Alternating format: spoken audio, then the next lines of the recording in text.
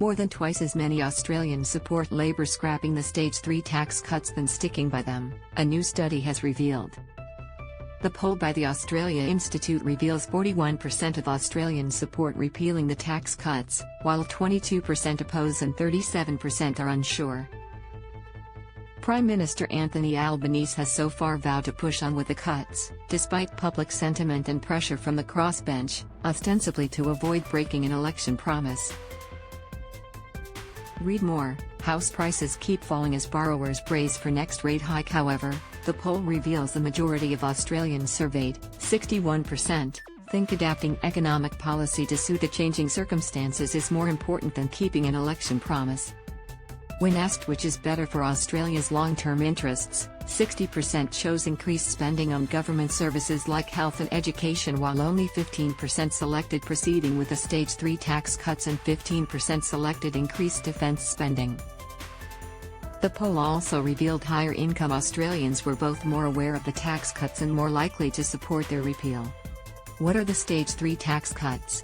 In its 2020 federal budget, the former coalition government legislated a series of prospective tax cuts with the support of the crossbench.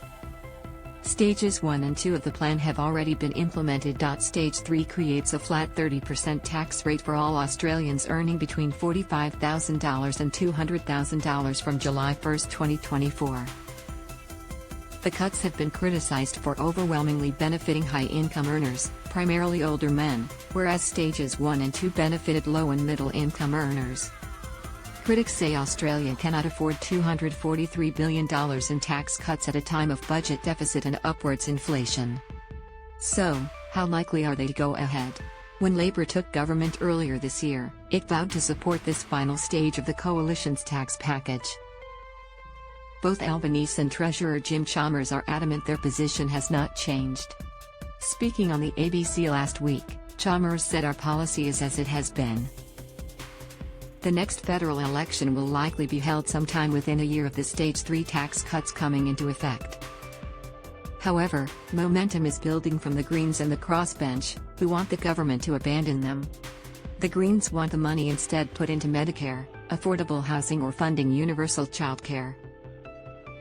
Jackie Lammy, who originally voted to support the tax package, says she did so to support low and middle income earners, believing Stage 3 would be scrapped if it was no longer economically viable. She now says she made a mistake. I look back at those words and think how optimistic I was. On the other hand, I say how bloody naive I was, she said. We're told we can't afford anything because Labor's got a budget mess to clean up. It's like a garbage bag has split and fallen all over the floor in your kitchen and you're wiping down the bag. Australia Institute Executive Director Richard Dennis points out more than one-third of Australians are still making up their minds, indicating there's still a debate to be won or lost. Australians are receptive to having a big, honest conversation about the economy. Indeed, this research shows that conversation is already happening, he said. Voters expect responsible management of the economy, and the fact is that the economic conditions of 2022 and budget projections over the forward estimates are vastly different to when these tax cuts for high-income earners were first announced by Scott Morrison in 2018.